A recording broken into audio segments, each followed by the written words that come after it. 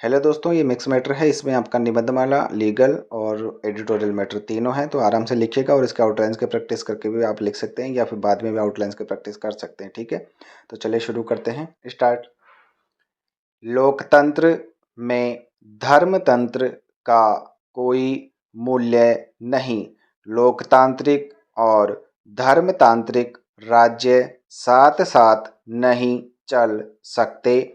उदाहरणत पाकिस्तान में लोकतंत्र पद्धति असफल रही। अरब राष्ट्रों ने इस पद्धति को स्वीकार ही नहीं किया। भिन्न भिन्न धर्म अनुयायियों के बीच भेदभाव बताने वाला राज्य लोकतांत्रिक होने का दावा कैसे कर सकता है, क्योंकि यह बात सभी नागरिकों को समान मानने की लोकतंत्र की आधारभूत मान्यता के विपरीत है। इसलिए कहा जा सकता है कि लोकतंत्र और धर्मनिरपेक्ष राज्य का भविष्य परस्पर संबद्ध है। पैरा। सजा के बिंदु पर सुना गया विद्वान अधिवक्ता अभियुक्त का तर्क रहा है कि अभियुक्त का यह प्रथम अपराध है तथा अभियुक्त की कोई पूर्व दोष सिद्धि अभिलेख पर नहीं है।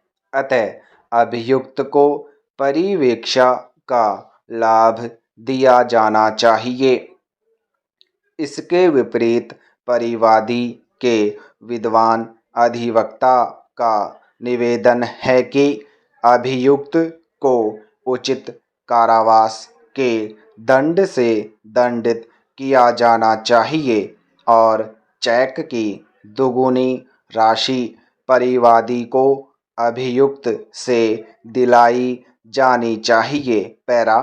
मैंने दोनों पक्षों के तर्कों पर विचार किया तथा उक्त तर्कों के परिप्रेक्ष्य में पत्रावली का अवलोकन किया।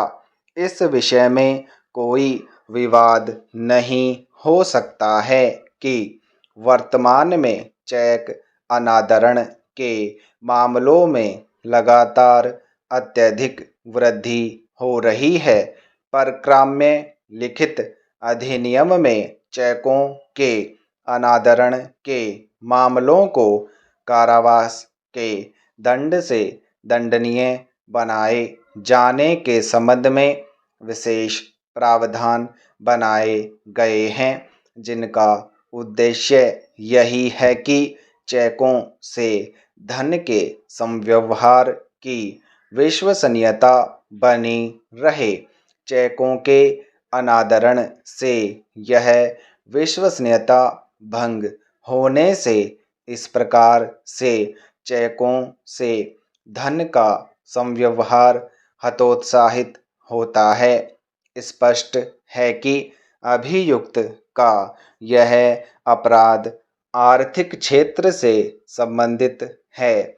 ऐसी स्थिति में मेरे विनम्र मत में प्रकरण के तथ्यों व परिस्थितियों को देखते हुए अभियुक्त को परिवीक्षा का लाभ दिया जाना न्यायोचित नहीं है। पैरा। अतः प्रकरण के तथ्यों एवं परिस्थितियों को देखते हुए हस्तगत प्रकरण में अभियुक्त को धारा 138 परक्राम्य लिखित अधिनियम के अपराध में दोषी पाए जाने पर उसे कारावास के दंड से दंडित किया जाना तथा परिवादी को उचित क्षतिपूर्ति राशि दिलाया जाना न्यायोचित प्रतीत होता है। पैरा। भाषा को मजबूत बनाने में लिपि का महत्वपूर्ण योगदान होता है। आज हिंदी का अपना बाजार है। यह बाजार सिनेमा, विज्ञापन और प्रौद्योगिकी का है। किसी भी भाषा का बाजार पर अपनी मजबूत पकड़ बनाना सरल नहीं होता है। भाषा का आर्थिक, सामाजिक और भाषिक व्यवहार ही उसे बाजार की भाषा बनाता है। आज हिंदी वैश्विक बाजार की भाषा बनकर उभर रही है, मगर यह भाषा हिंग्लिश है। बाजार की इस चकाचौंध में हिंदी का व्यावहारिक पक्ष तो मजबूत हुआ है, लेकिन उसका भाषिक पक्ष कमजोर हुआ है।